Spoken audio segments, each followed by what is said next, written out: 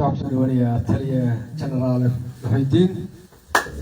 soo wasaarka gobolka iyo xaaladda dalkii iyo xaaladda ciidanka soo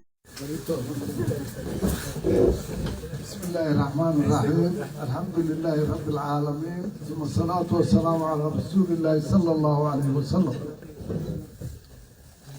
marka hore dhammaan waxaan ku salaamayaa shirka assalaamu calaykum waraxmatullaahi wabarakaatu waxaan u mahadcelinayaa dhammaan ka soo qaybgalayaasha shirkan oo gabdhaha iyo wiilasha ugu horeeyo guddoomiyaha maxamed faraxare iyo guddoomiyaha taakulada ciidanka calbiskaad iyo dhammaan waa inay mahadcelinaya runtii xafladan xaflad qaaliya oo si fiican looga shaqeeyey weeye dalka waa ka warhaysaan markaan dalka dib ugu noqdo dalku waxa weeye dagaal buu ku jiraa waxaa lala dagaalamayana waa dad aan diin haysan waxaa laga yaabaa idinku hadda ma ahidin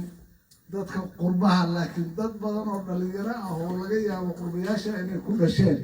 waxaa laga yaabaa inay u qaataan nimanka inay diin leeyiin niman diin le maaha niman diinle niman dalkoodii dambiye ka soo wada galay niman qof kasta ama muslim ha ahaado ama gaal ha qof walba dilaaye oo muslim laynaayo qof masaajid ka soo baxaa la dilaaye diinta islaamku qofna in la dilo dilkiisa ma ay ogola qof dilay baa la dili kara qof dambi keensaday oo dad waxaa didan yihiin dadka dilka mudan karaa marka qof masaajid ka soo baxa waa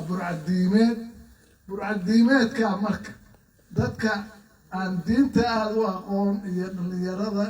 ku dhashay qurbaha oo ku weynaaday iyo dad bay duufsadaan waxaan u caddaynaynaa inayan ahayn diin oo diin ku socon dadkaas waa la laayey si aadaa loo laayey iyaguna dee khasaaray geysanayaan mar kasta nin naf rababa maaha khasaaray geysanayaan ciidanka geesiyaasha ah wixii ka dhintay allah u naxariisto wixii ka dhaawacmayna allah u boogadhayo iyaguna waa meelihii u dambeysay baa haddeer la qorsheynaya haddii ilaahayd ma dhowaan haddii ilaahayd ma warkeedana waa maqli doontaan meelihii ugu dambeeyey waxaan rajaynaynaa in la dabar tiro oo lasoo sifeeyo meelaha ugu dambeeya maalmaha soo socda haddii ilaahidmo waxa weeye dalka marka dagaalkaasuu ku jiraa waa laydinka baahan yahay oo dhaqaale ahaan taageero ahaan dee dalkii waa laydinka baahan dagaalkan waa dagaal caalamiya dagaal maaragtay maaha sahlan waa laydinka baahan yahay sidaa hadda isu xilqaanteen iyo si ka weyn iyo meel kasta iyo cid kasta oo ay maqlaysaa inay u diyaar garowdo inay ka geysato gacanteeda dagaalka raggii ciidanka ahaan jiray iyo weliba inay hadday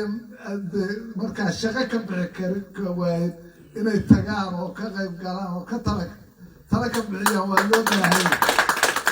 ninkii dhaqaalaha kaga qayb qaatana haddee waa ka qayb qaad ajar baana lagu helaya wax xun baa lala